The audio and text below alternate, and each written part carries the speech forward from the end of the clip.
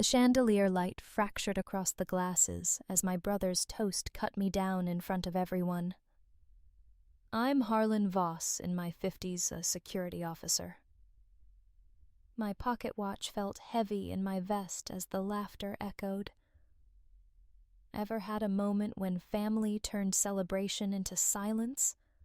The clink of crystal glasses was the last thing I wanted to hear, yet there it was, bright and sharp under the chandeliers.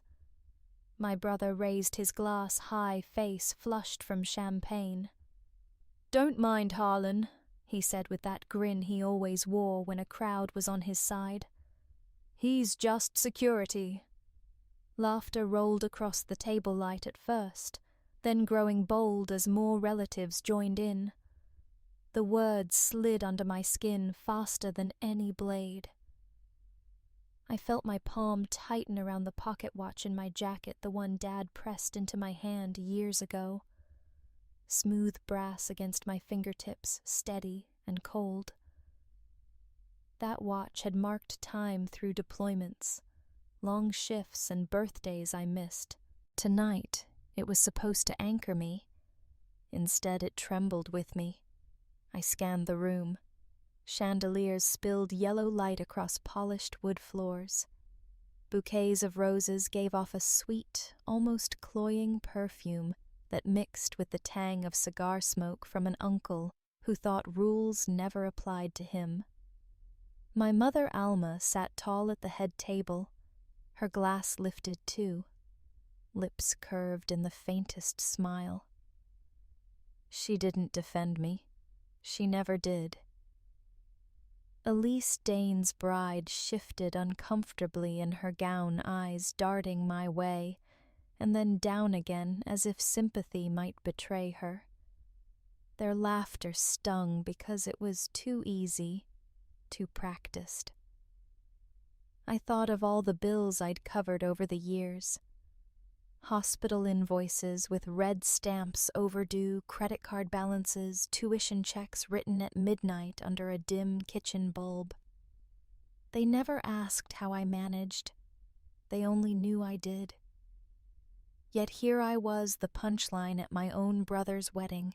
I forced a smile, the same one I'd learned in conference rooms when clients dismissed my title. My jaw ached holding it. A cousin slapped the table, repeating the line. Just security, as if tasting it again brought more flavor.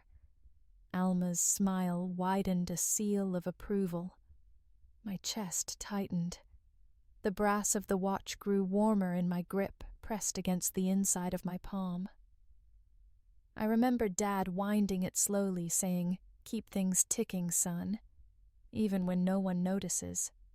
He hadn't lived long enough to see nights like this, but I knew if he had, he would have caught my eye, not looked away. The scent of champagne mixed with perfume and tobacco made the air heavy. The laughter around me dulled into a buzzing roar, like static between radio stations. I raised my glass, mimicking their motion, but my lips stayed dry. I couldn't join. My throat was tight like a knot, refusing to come undone. For a moment, I imagined standing and calling them out, reciting every receipt, every check, every night I'd sacrificed so they could laugh tonight. But the thought passed as quickly as it came. A quiet hero doesn't swing his fists at the table. He takes the blow, lets the silence hang and waits. So I froze. I let their amusement wash over me while I sat perfectly still. My heart thumped loud, yet my face didn't change.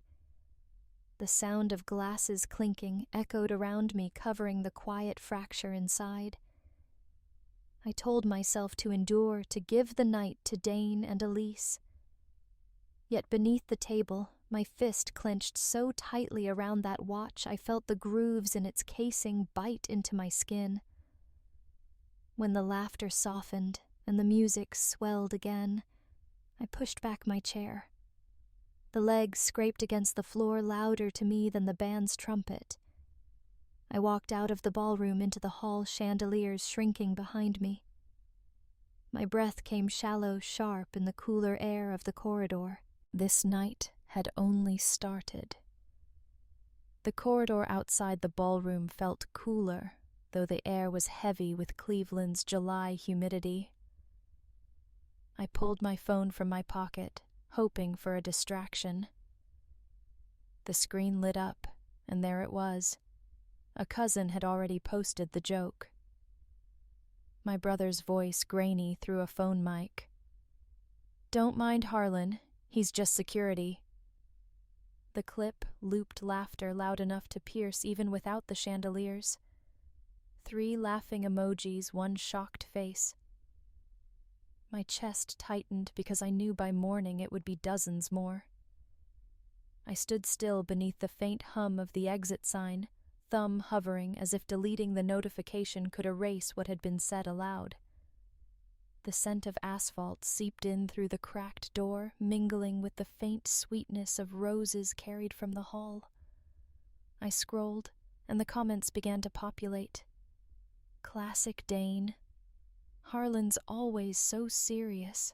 Each line pressed deeper, a chorus of people I'd grown up with deciding my worth with a tap of a screen. Elise. Her voice startled me. I turned and there she was, gown held delicately so it wouldn't brush the floor. She looked down the corridor to be sure no one followed before meeting my eyes. "You didn't deserve that." The kindness in her tone stung more than the laughter. Pity has a way of cutting deeper than cruelty. I forced a smile, shrugged. "It's fine. I've heard worse." My words felt brittle. She studied me as if wanting to say more, then pressed her lips together. I slipped the phone back into my hand and opened a folder buried deep in my photos. Images of receipts and statements filled the screen. 2015, 2017, 2019. Hospital bills with stamped paid tuition checks, a county notice for late HOA fees I'd covered. I had photographed each one, almost obsessively proof that my sacrifices weren't imagined. Looking at them now, I felt both pride and foolishness. The documents told a story, but it was one no one wanted to read. The glow of the phone reflected off Elise's face. She glanced at the screen, then back to me. "You've been carrying him for years," she whispered, barely audible over the hum of traffic outside. Her eyes flicked toward the ballroom doors. But saying it out loud, that would break everything. I locked the phone, sliding it back into my pocket. The watch pressed against my palm inside my jacket, as if to remind me of promises I never meant to keep. "Best to leave it alone," I muttered. Her silence said more than words. She twisted her wedding band nervously, then stepped back toward the music. I stood alone again, leaning against the cool plaster wall. A buzz jolted my hand. Another notification someone had tagged me directly in the clip. My name glowing in blue attached to the laughter. The corridor felt narrower air heavier. The glow of the screen lit my face, an unwanted spotlight in the dim hall. I turned the phone over and my hand screen down as if hiding it could undo the world's gaze. But the vibration still echoed a reminder that I had become the evening's entertainment. I exhaled slowly, steadying myself against the wall. Tomorrow would be worse. The summer heat hadn't let up when I pushed open the heavy oak doors of the Veterans Hall. Inside, the air smelled faintly of coffee, gone cold, and polish rubbed into wood too many times. Flags lined the walls, their colors muted by age and dust, each fold a memory of men who had once stood straighter than they do now. Major Amos Rourke sat near the end of a long table, posture still military sharp, though his hair had turned mostly silver. In front of him lay a folder, manila edges frayed, my name scrawled in thick black marker across the top. The sight of it tightened something in my chest. I hadn't expected to see him that day. A week had passed since the wedding, and in that week, the video had traveled further than I could. Co-workers gave me sidelong glances. A neighbor at the grocery store chuckled without explaining why. The internet had stretched Dane's toast into a joke that outlived the champagne bubbles. Rourke didn't smile when I approached. He tapped the folder with one finger. The nail made a hollow sound on the cardboard. "Sit down, Voss." I lowered myself into the chair opposite him. The cushion sagged, and the dust in the fabric stirred. He studied me with the same gaze I remembered from years back in drills, a look that measured not what you said, but what you held back. I saw the clip. He said, voice steady. "Family can wound deeper than any enemy. But remember this, your dignity isn't theirs to own." The words caught me off guard. I opened my mouth, closed it again. My instinct was always to explain, to soften, to say it's not so bad. But his eyes left no room for excuses. He slid the folder across the table. It landed in front of me with a soft thud. The edge of a receipt poked out ink smudged but legible. "I've been watching," he said. "Transfers receipts from 2017, 2018, 2019. You kept them, but you never used them. Thought you might need them one day. That day will come." I hesitated, fingertips brushing the folder. The paper inside rustled faintly, as if reminding me of every night I had stayed up writing checks by lamplight, mortgage payments that weren't mine, hospital bills, tuition. I had kept the proof like a secret diary one only numbers could tell. Rourke leaned closer, the smell of coffee clinging to his jacket. "Keep them safe. They're not scraps. They're weapons, truth, written in ink. And truth, Voss, is the only weapon you can fire without shame." My throat tightened. If I use them, I lose them. My family. What little I have left. He let the silence sit. Around us, a few veterans played cards at another table. Laughter subdued, almost careful. The shuffle of cards echoed in the hall. Rourke's eyes didn't waver. "Silence," he said slowly, "is a kind of service, but only when it protects honor. Yours or theirs. If silence only protects lies, it's no longer service. It's surrender." The folder felt heavier than it should. My palms were damp, leaving faint marks on the cardboard. A part of me wanted to push it back across the table to tell him he was wrong, that loyalty meant endurance. Another part knew endurance had already hollowed me out. "I don't know if I can do it," I admitted. "Not yet." Rourke's gaze softened just slightly, the way an officer's might after a drill ended. He leaned back, chair creaking. "One day you'll decide. And when you do, ask yourself, was your silence still service, or had it turned into something else?" He rose, gathering his cap. His boots struck the floor with a faint echo. "Think on it, Voss. Don't think too long." I sat there with the folder in front of me, the paper edges prickling my fingertips. Outside, a siren wailed somewhere far down the street, then faded. I couldn't bring myself to open the folder fully. Not yet. When I finally looked up, Rourke was already at the door. He glanced back, once his steady gaze pinning me to the chair. One day he repeated, "You'll decide if silence is still service." Then the door closed behind him, leaving me with the smell of dust and coffee and the weight of paper heavier than any steel.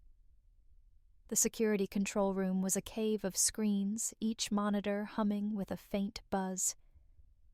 Grainy black and white feeds showed empty hallways, stairwells, and parking lots. The smell of stale coffee clung to the counter, mixed with the faint ozone of overheated electronics. I had just settled into the chair when the door banged open. Dane stormed in suit jacket, wrinkled tie loose like he'd been clawing at it. His eyes found me narrowed with the kind of anger that comes after a bruise to pride. "You owe me," he spat, not bothering with a greeting. "That little stunt at the wedding, don't think I forgot. You embarrassed me, Harlan. You fix it." I rose slowly, palms flat on the desk. The pocket watch in my vest shifted, slipping forward with my movement. I caught it at the last second, brass pressing into my fingertips. "You embarrassed yourself," I said evenly. "And no, Dane, I don't owe you." The two guards at the back, kids barely out of community college, straightened, but didn't step in. Their eyes darted to the screens as if fascinated by the static image of an empty stairwell. Dane sneered. "You're nothing without me." "You think anyone would invite you anywhere if not for me?" "You're just security. Same as the joke said." The words echoed sharper in the low-ceiling room than they had under the chandeliers. I felt heat crawl up my neck. The watch slipped again, and this time it fell. The brass hit the linoleum with a sharp clatter, glass face down. When I bent to pick it up, I saw the spiderweb fracture spreading across its surface. My breath caught. For years the watch had survived deployments, long shifts, even drops on concrete. One careless moment with Dane in the room and it cracked. The guards exchanged glances, but quickly looked back to the monitors. I could almost hear their thoughts. Better to stay quiet. Family business. Dane laughed at the sight. "Perfect. Just like you damaged Useless. You should have paid me back when you had the chance." He stepped closer, voice low and venomous. "You think you're untouchable? I'll ruin you. Everyone at the company will know how pathetic you are. I'll make sure of it." I closed my fingers around the fractured watch, the jagged glass biting faintly against my palm. My heart hammered, but my voice stayed calm. "Not this time." His eyes flickered just for a moment. Then he scoffed, shoved the door open, and left. The slam rattled the frame, sending dust drifting from the vents. The buzz of the monitors returned louder in the silence. The guards kept their eyes glued to the screens, pretending nothing had happened. I stood alone, pocket watch cracked in my hand, the fracture catching the fluorescent light like a warning. The hum of my refrigerator filled the apartment, steady as a clock I didn't trust anymore. I sat at my desk, the glow of the laptop screen casting long shadows against bare walls. The cursor blinked in the subject line of an email as if impatient with me. My hands hovered over the keyboard, then fell each keystroke sharp in the stillness. I opened folders one by one, scanned copies of hospital bills, tuition checks, mortgage stubs, each with my handwriting at the bottom, each a weight I had carried in silence. I added them in order: 2015, 2017, 2019. Then I pulled up the newer files, a 401k statement drained by loans, an HOA notice stamped, "Final warning," a county clerk's lien search I'd paid to keep Dane's name clear. Every document I attached was another nail driven carefully, deliberately. The email filled with attachments, a row of icons lined up like ammunition across the screen. I scrolled through them, each one heavier than the last. My chest tightened, but not with regret, more like a soldier shouldering gear before the march. Dad's voice rose unbidden, a memory carried on the low hum of the fridge. "Keep things ticking, son, even when no one notices." He had meant duty. Tonight, it felt like warning. My finger traced the crack on the pocket watch lying beside the keyboard. The fracture caught the light, splitting it into thin shards across the desk. I should have taken it to be repaired, but part of me knew the crack belonged to this moment, a wound I wasn't meant to hide. I typed out the message slowly, carefully. Attached are records of my contributions, financial and otherwise, over the last 5 years. For too long I've allowed silence to serve where it should have spoken. Consider this the truth scheduled for daylight. My eyes lingered on the words. They weren't polished. They weren't kind. But they were honest. I clicked the calendar icon and set the send date, January 1st, New Year's Day. A clean break, a new beginning. The thought of it made my stomach twist, not from doubt, but from the realization there would be no undoing it. As I hovered over the schedule send button, Elise's gaze from the wedding flickered in memory, her eyes downcast, then lifted soft with something close to pity, maybe closer to recognition. She hadn't said much, but in that look I found a sliver of permission. My finger pressed the trackpad. Send later. The laptop chimed softly and the scheduled email slipped into its queue. I leaned back, exhaling as if I'd released something I'd carried far too long. The room stayed silent except for the hum of the fridge.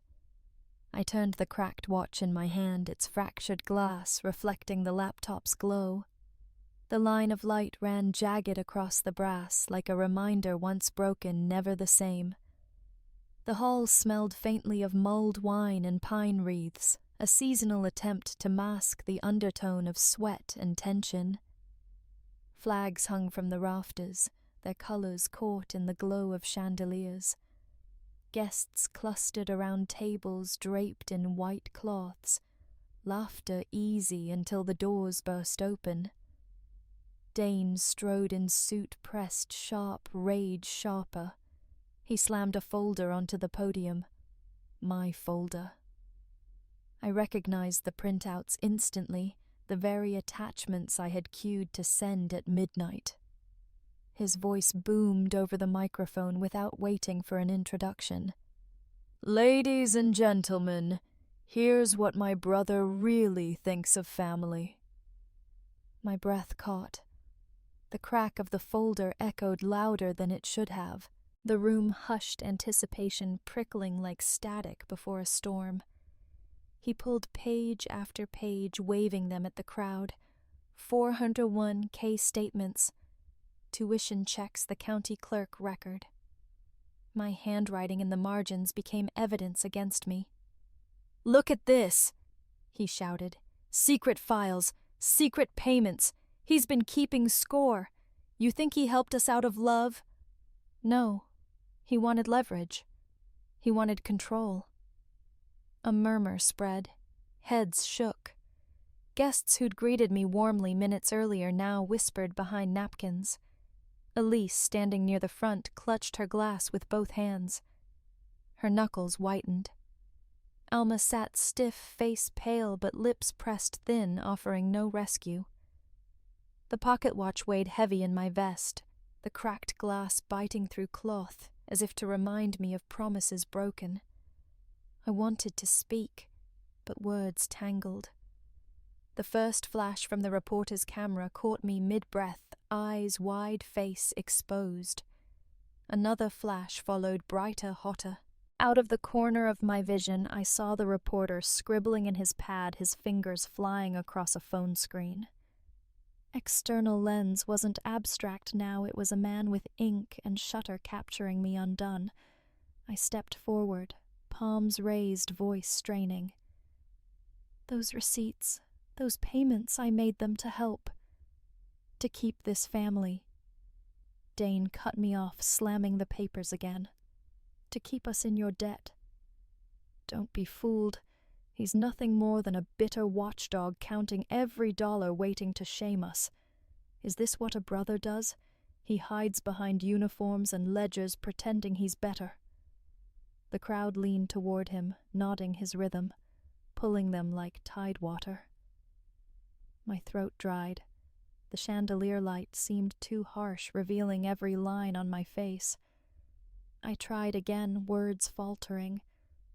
The microphone screeched feedback, filling the hall. Gasps, then laughter at my expense. The sound hit harder than Dane's accusations. The cold draft from the double doors reached me, then curling around my ankles, raising goosebumps. Guests shivered, but their eyes never left me.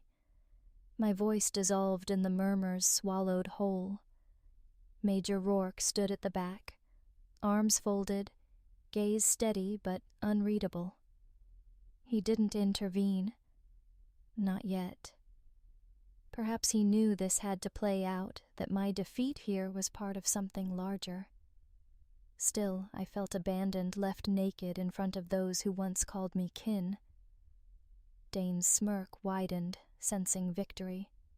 He's been keeping a ledger like we're clients, not family. Look for yourselves. What kind of man files away every act of generosity? What kind of man plans to reveal it like a bomb at midnight? The guests murmured louder, some with sympathy, most with scorn. I felt the air leave my lungs. This was the fracture, public, undeniable. Another flash blinded me, spots dancing in my vision. The reporter leaned close as the crowd swelled with whispers, his voice low, almost kind. Tomorrow's headline will sting. And I knew he was right. Morning light pooled on the steps of Regimental Hall, thin and pale the way early spring light always is in Ohio. The stones still held winter's chill. I stood there with my hands in my coat pockets, thumb tracing the crack across my pocket watch beneath the fabric. The metal felt heavier than it had last night, as if it too understood what this morning would demand. Inside, banners hung from rafters, colors revived by careful laundering and better lighting. A row of folding chairs faced a low stage. Tripods stood at the back, little red dots already glowing. Someone had taped a printed sign near the entrance, "Live stream in progress," with an arrow that didn't point anywhere in particular. Voices bounced softly off the wood paneling. Veterans greeting each other by rank and nickname, reporters testing sound, family members, whispering the way people whisper inside museums and churches. Major Rourke waited near the podium, back straight, cap tucked under his arm. He didn't smile exactly, but the set of his mouth looked like respect. Dane had drifted to the side aisle, Elise at his shoulder, her expression caught between worry and stubbornness. Alma sat in the third row, spine-rigid hands folded around a program. She wouldn't look at me. A staff sergeant I didn't know tapped a mic and winced at the quick squeal of feedback. The room hushed. Cameras winked awake. Rourke stepped to the podium. "Good morning," he said, voice carrying with the ease of a man who had addressed troops in wind and sand, and worse.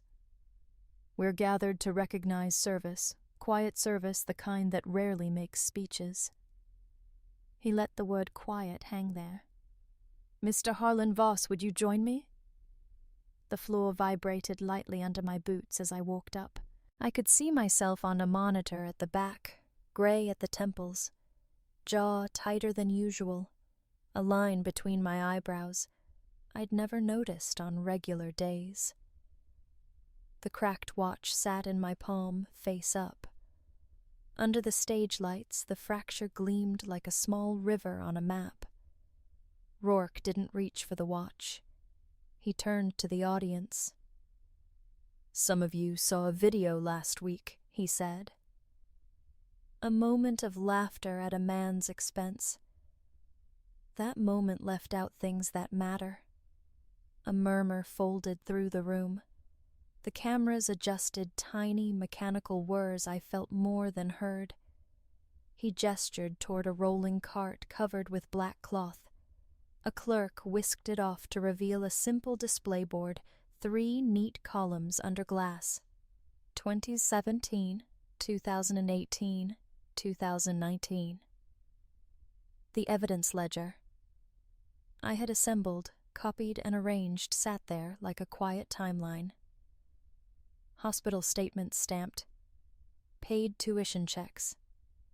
HOA notices with my notes in the margins, and the county clerk search signed with a notary seal. Beside the board lay a neat stack of more recent statements and printouts. 401k loan record payment confirmation copy cashier's check.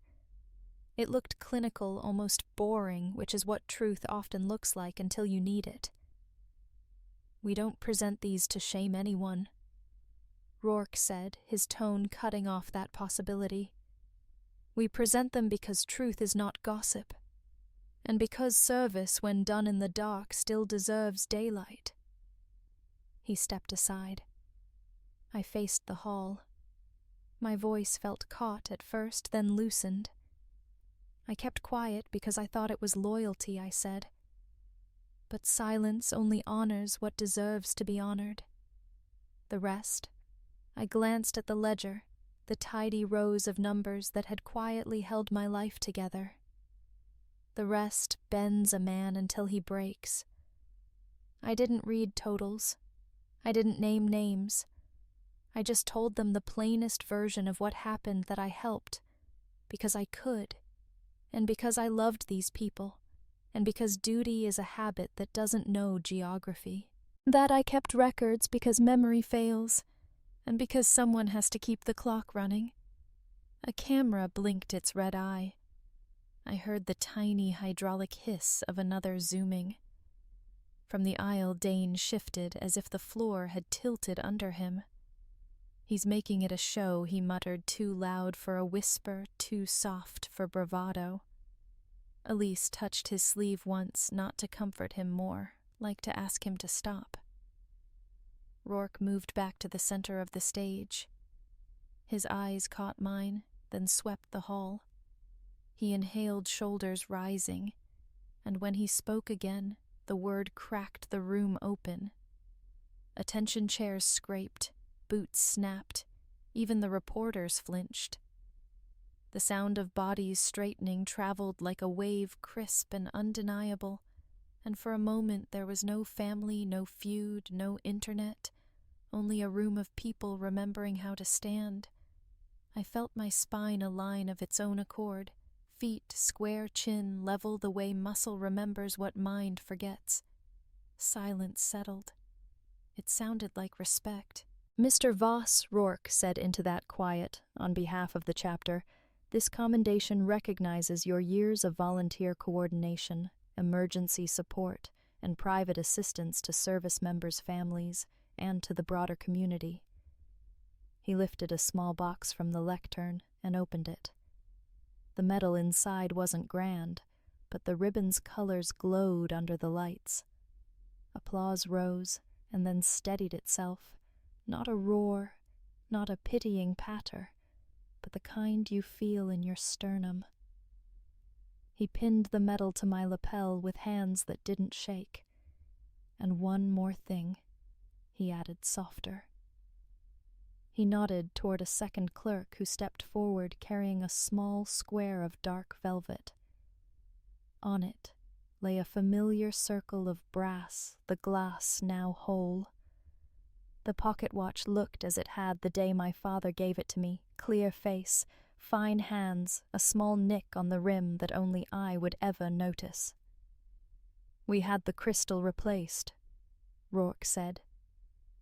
Your father's gift shouldn't carry a crack someone else put there. I took the watch, and the weight changed in my palm. No more snag on the jagged edge, just the smooth press of time restored. The second hand swept on indifferent and faithful. Light from the stage washed across the new glass and broke into a clean oval on my cuff. In the third row, Alma's program slipped from her fingers and hit the floor. Around her, the faint clatter of dropped stems answered the small, involuntary music of surprise. A tide went through my relatives' faces, confusion, calculation, then something quieter that looked very much like shame. Elise's mouth parted, not in pity this time, but relief. I wasn't triumphant. Relief can feel like gentle rain after weeks of frost. You don't celebrate it, you just stand there and let it soak. The livestream camera near the center aisle whirred as it reframed the shot. On the monitor at the back, I saw a split view, Rourke and me on one side, the ledger board on the other, numbers no longer rumors but facts with edges and dates. Comments scrolled in a narrow ribbon didn't know he did all that respect to quiet folks. This is how you set records straight.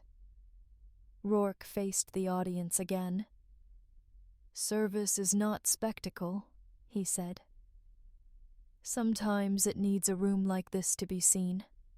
After that, it belongs back where it lives out there. He tipped his chin toward the doors and maybe the city beyond them. He stepped back. The applause came fuller this time, rising not forced. It washed over the hall and then settled like a sheet shaken and laid flat. I looked once at Dane.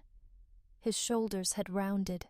He stared at the floor as if there might be instructions written there. Alma's eyes shone wet and unwilling. She met my gaze for a heartbeat, then looked away. The silence around her wasn't the punishing kind. It was the kind people hide behind when words cost more than they can pay. I closed my fingers around the watch. The tick under my thumb was steady, not loud, not heroic, just steady. Time didn't forgive. It continued. That felt like mercy anyway.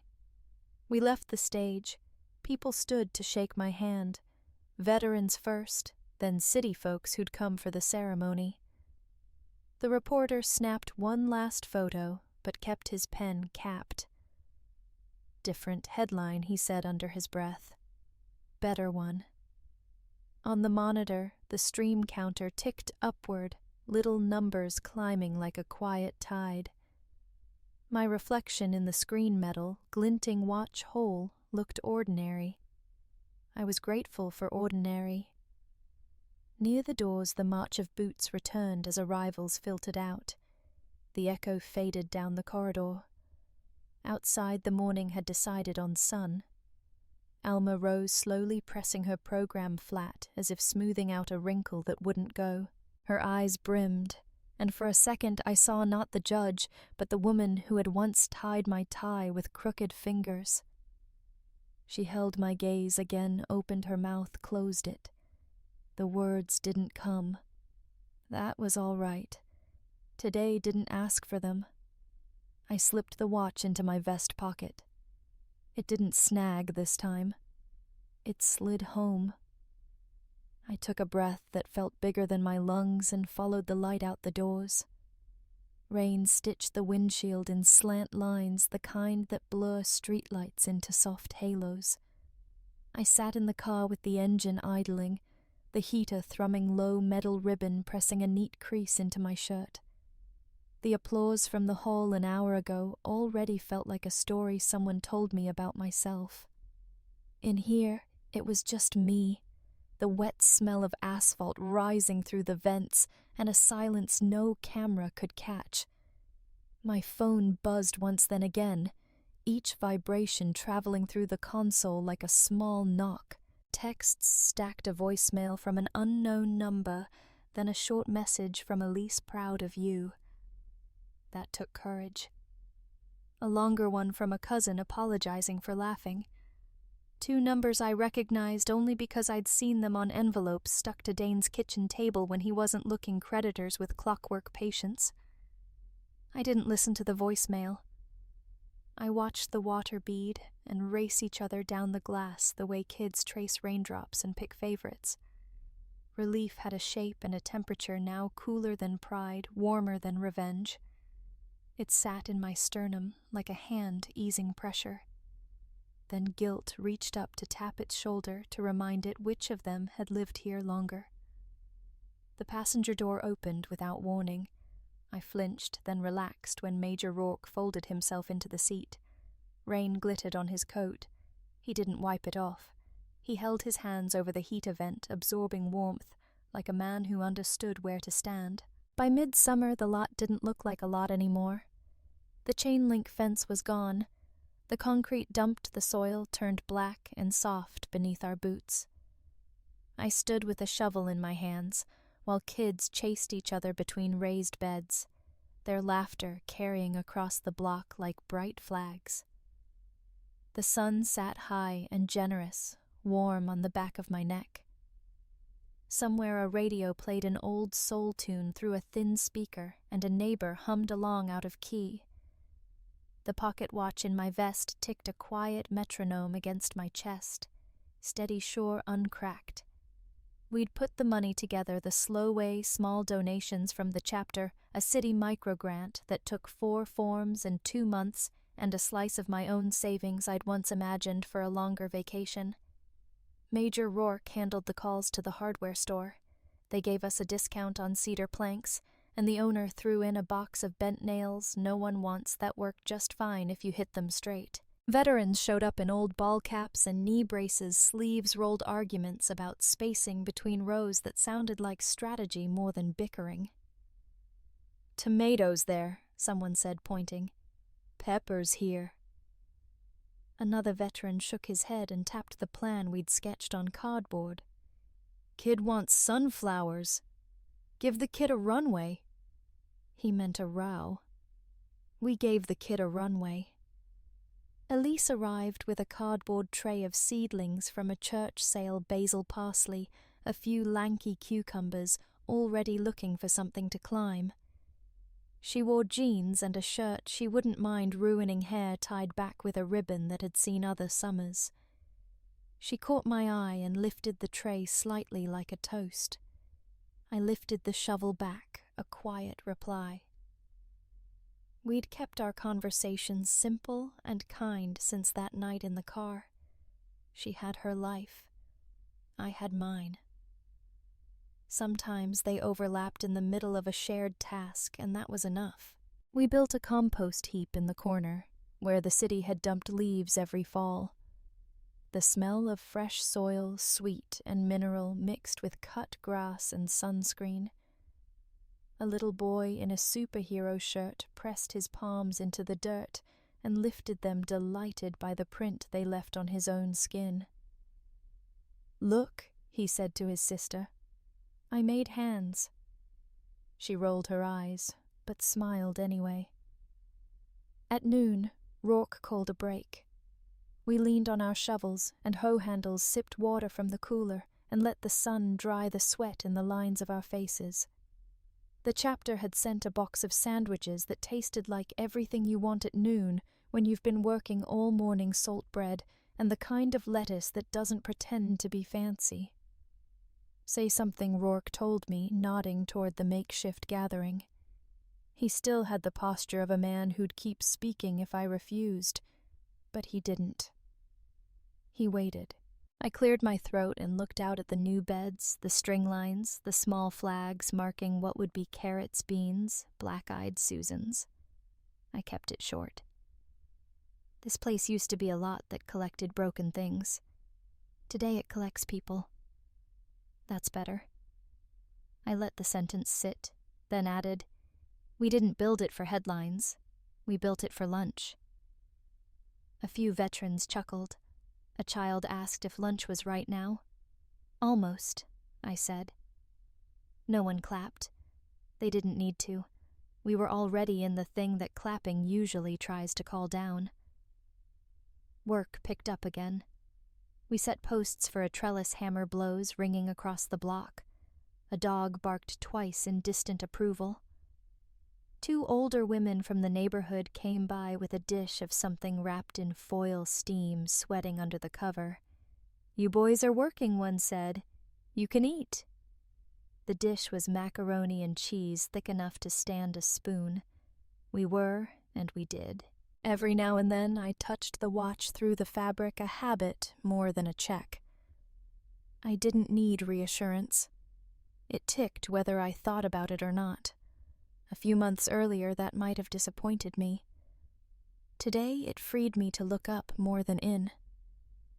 At the end of the day, we staked a painted board at the entrance. The letters weren't straight, the paint already smudged by Small Fingers Voss Rourke Community Garden. I didn't expect my name up there. I hadn't asked for it. I hadn't even wanted it. But seeing it share space with his felt right a line between the years he taught me to stand and the day I finally did. The sun lowered and the garden shifted colors. Parents gathered their kids. Veterans straightened slowly, patting their backs as if to check they were still in one piece. Rourke stepped beside me and looked over the rows. He didn't say much. He never did when the thing in front of us already spoke well enough. Then he did what he'd done for me twice before in public places with floors that carried sound. He turned, met my eyes, and brought his hand up in a small salute. No cameras, no ceremony, just the unpretending correctness of gesture between two people who knew what it meant. I returned it a little embarrassed at how much I needed that today, and how much less I needed it than I would have last year. "Looks like it'll hold," he said. "It will," I said, "even if the rabbits think otherwise." "We'll build a fence," he said, as if fences were as simple as intention. "Sometimes with the right lumber they are." Elise walked over dirt under her nails, seedlings planted, and hands finally idle. "You going to name the first tomato?" she asked, teasing. "Mercy seems taken," I said. "Patience, then. 2 on the nose." "Lunch it is." We stood there until the kids started a game in the aisle between beds and someone called them toward home. The air softened. The day's heat climbed off the soil in a pleasant, almost visible haze. I wiped my palms on my jeans and wished briefly for Dad to see it. He would have made a corny joke about straight rows and crooked men, then given me the watch again as if for the first time. I closed my eyes. In the quiet between noises, the dog, the radio, the small voices, I could hear him anyway. Something he used to say when I messed up a measurement or rushed a task. Stay faithful. Not be perfect. Not make them proud. Stay faithful. The words were as plain as the beds we'd built, and as sturdy too. When I opened my eyes, the garden looked like a thing that would outlive my moods. The watch ticked, tick, tick, calm as breath. The shovel fit back into the shed among other ordinary tools, wooden handles burnished by use and not by story. We turned off the hose, coiled it into a loose circle, and latched the gate that wasn't yet a fence. People waved, then left in 1s and 2s. Rourke stayed behind to check the lock a second time because that's what he does. Elise carried the empty seed tray to the recycling bin. I stood in the wide, soft light and let the day settle into place. Maybe tomorrow would bring weeds. Maybe a rabbit would test our confidence. Maybe Dane would call again, or Alma would try. All that could wait its turn. For now, the ground we'd made together held.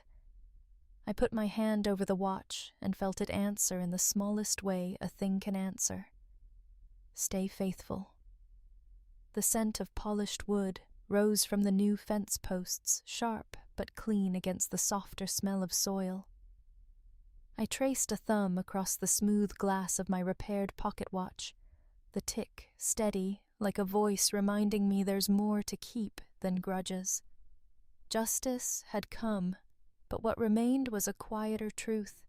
Restoration outlasts revenge. Even after losing jobs, homes, or trust, there are ways to rebuild if we honor our boundaries. A small note pinned to the church newsletter mentioned the garden's opening, a reminder that dignity can ripple outward. And you? Where have you seen resilience take root lately? thought I'd catch you before you drove in circles all night," he said. "I wasn't driving," I answered. "Just circling." He nodded at the ribbon. "Fits." He glanced toward my phone. "They calling already?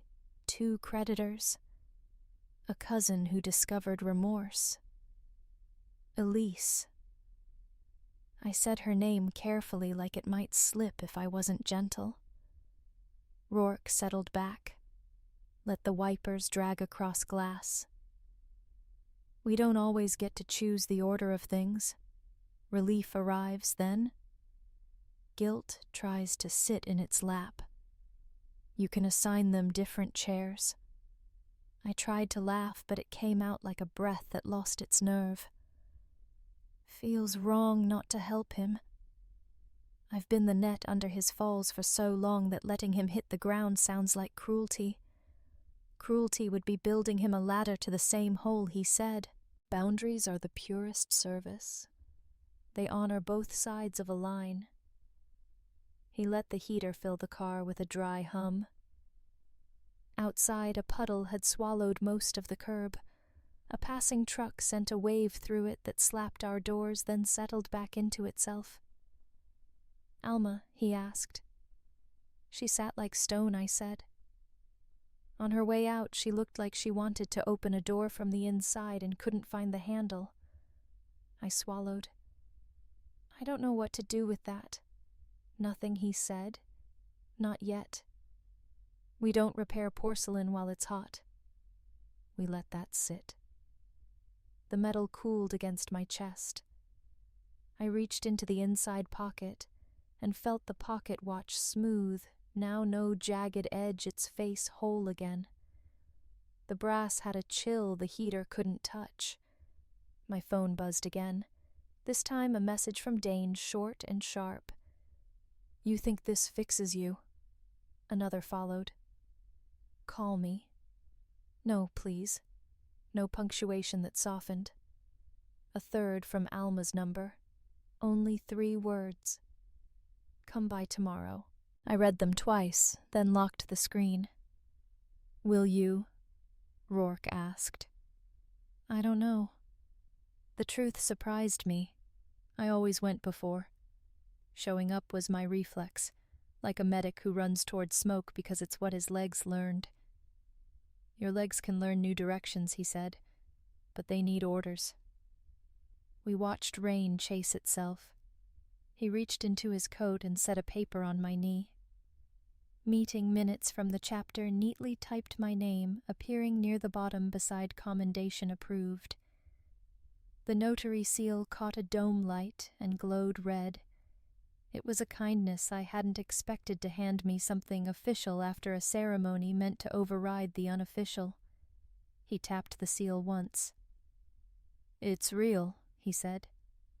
"Not just a good mood in a room. Take it home.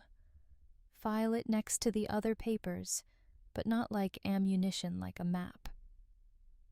I folded the sheet along its crease and slid it into the glove compartment with the quiet care most people reserve for breakable things.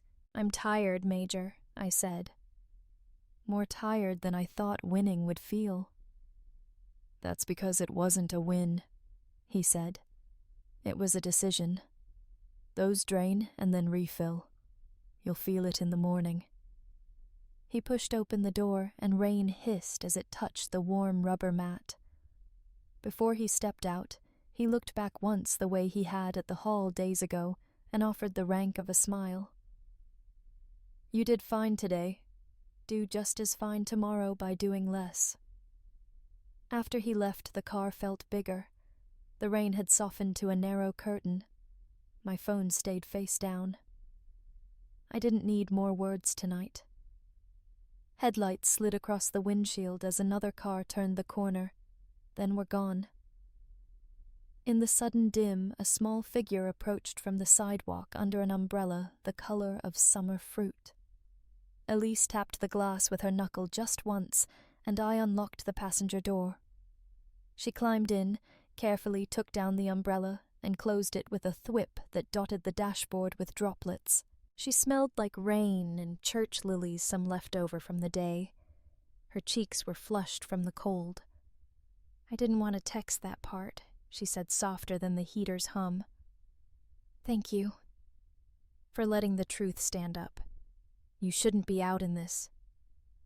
I was already passing by. She lied, a decent lie built to spare me the math of intention.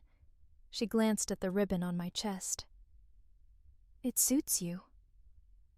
We sat without speaking for a while, listening to the rain rethread itself. She traced a finger in a small arc on the fogged window, then wiped it off with the back of her sleeve. "He'll call you," she said. "He'll call a lot." "I know. You don't have to answer every time." Her eyes were steady. Not pity now. "Permission." I nodded. The word no used to feel like an instrument I wasn't qualified to play. Tonight it felt like a note I might learn to hold. She squeezed my forearm once, then reached for the handle. "Go home, Harlan." She offered a gentle smile that made me understand why vows belong in quiet rooms instead of crowded halls. "Sleep. Let tomorrow be tomorrow." When she stepped out, rain carried her away in a soft blur. The door shut. The heater's hum reclaimed the silence. I exhaled. Somewhere down the block, a wind chime clattered, then fell still. In the rearview mirror, my own eyes looked older and somehow less heavy. I brought the pocket watch out from the inside pocket and turned it face up. The repaired glass caught the dim dashboard light and held it. I listened not to the rain now, not to my phone, but to the small sound that had been there the whole time and I had been too loud to hear. Tick, then tick again. Steady, impartial, patient. "I won't do it," I said to no one, to myself. Not this time. Not again. I closed my fingers around the watch like I was holding a boundary and felt the brass warm slowly in my hand. The ticking did not change. It didn't need to. The scent of polished wood rose from the new fence posts, sharp but clean against the softer smell of soil. I traced a thumb across the smooth glass of my repaired pocket watch, the tick steady like a voice reminding me there's more to keep than grudges. Justice had come, but what remained was a quieter truth restoration, outlasts revenge. Even after losing jobs, homes, or trust, there are ways to rebuild if we honor our boundaries. A small note pinned to the church newsletter mentioned the garden's opening, a reminder that dignity can ripple outward. And you, where have you seen resilience take root lately?